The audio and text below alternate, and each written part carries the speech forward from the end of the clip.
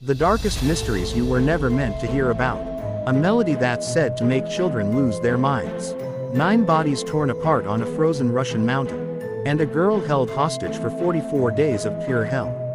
None of these stories were meant to be found. They were buried, redacted, or quietly dismissed. But they still exist, if you know where to look. These aren't just urban legends. They're the darkest mysteries you were never supposed to hear. Let's begin. Lavender Town Syndrome. In 1996, Pokémon Red and Blue launched what would become one of the most beloved game franchises of all time. A bright, kid-friendly Game Boy adventure, but its reach soon grew. Books, TV, comics, toys, clothing, and, decades later, the viral hit Pokémon Go. On the surface, it's all family fun. But hidden behind the innocent adventure was something far more disturbing. A specific village in the game, Lavender Town, stood out. Lavender Town sits deep inside 1996's Pokémon Red, an eerie, out-of-the-way village dominated by a looming Pokémon Tower, the series' first on-screen graveyard. Hundreds of fallen creatures are buried there, and their restless spirits drift through the misty streets, turning random battles into ghostly encounters.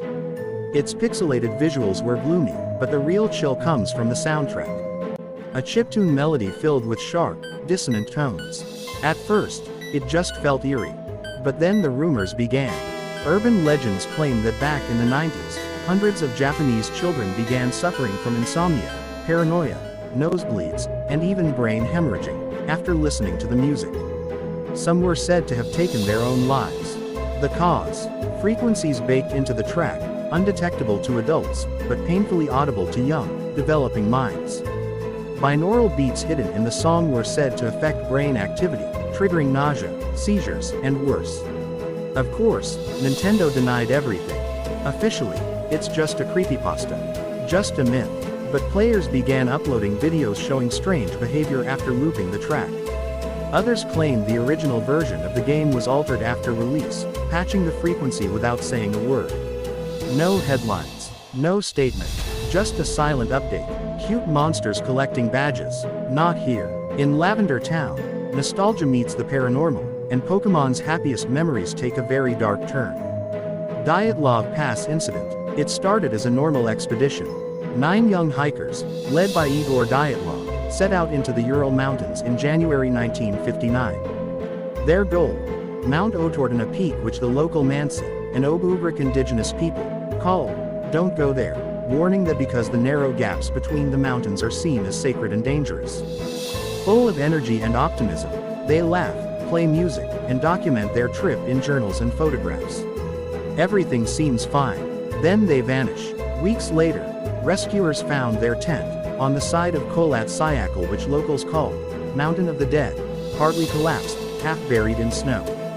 But what disturbed them wasn't the tent's condition. It was what they found inside, and what they didn't find. Everything inside was in perfect order, equipment neatly arranged, food still laid out, journals untouched. Yet the tent had been slashed open from the inside. Something, or someone, terrified them so much they ripped their way out and ran barefoot into sub-zero temperatures. 5 died of hypothermia, but the remaining 4 didn't. Rescuer found them on a den under the snow. One had a crushed skull, fragments pushed into the brain. Another had ribs shattered so violently it caused massive internal bleeding. One woman's body was missing her eyes, tongue, and part of her lips. No external wounds, no signs of struggle, and no indication of foul play the Soviet authorities were willing to admit. Some blamed an avalanche, others whispered about secret military experiments, Yeti attacks, or infrasound weapons. One fact stands out. Before rescuers even reached the site, planes had already flown over the area. When the bodies were found, the investigation was quickly locked down.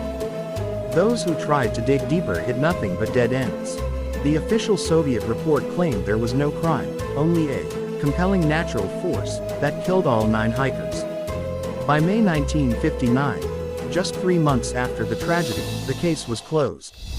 Many Russians couldn't help but wonder, was the government hiding something far more sinister? 60 years later, we're still asking, what terrified 9 healthy people so badly, they fled into certain death?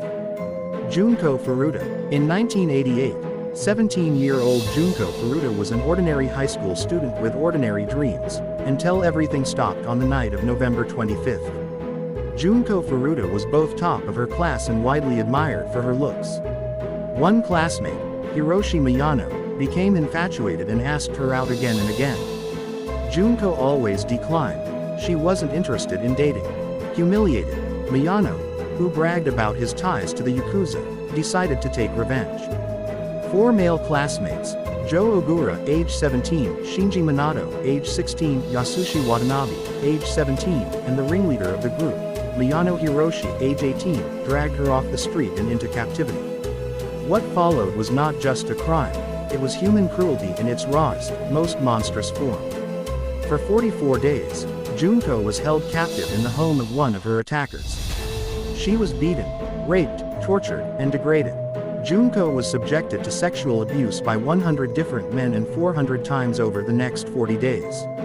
Objects forced inside her body, bottles, broken and unbroken, metal rod, barbecue skewers, and even firecrackers.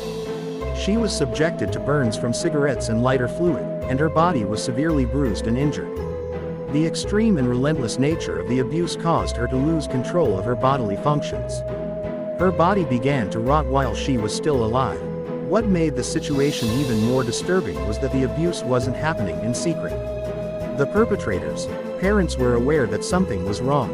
Initially, when Minato's parents were present, they would force Junko to pretend to be his girlfriend. However, this pretense stopped once they realized Minato's parents would not report the situation to the police. Minato's mother later admitted that their inaction was due to their fear of their son, who had a history of violence towards them and alleged connections to the Yakuza. One time, Junko even managed to call the police, but they didn't intervene. She begged them to kill her. They refused. Towards the end of her ordeal, Junko's condition had deteriorated severely. Due to her injuries, she had difficulty breathing and could no longer keep water down. Resulting from the endless assaults, her brain had also shrunk in size. Eventually, her body gave up. Malnourished, infected, and disfigured beyond recognition, Junko Furuta died. Her corpse was stuffed into a barrel filled with concrete and dumped like garbage. When police finally discovered her remains, they uncovered one of the most brutal crimes in Japanese history. And the punishment? A few years in juvenile detention. Not one of them received a life sentence. The ringleader walks free today. No justice, no closure. Just a name etched into history as the 44-day girl.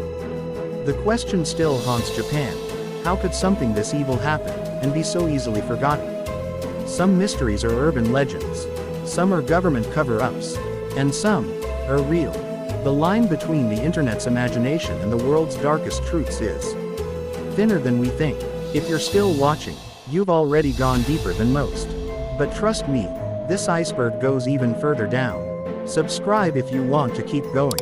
And be careful what you click on next. Not everything you find wants to be found.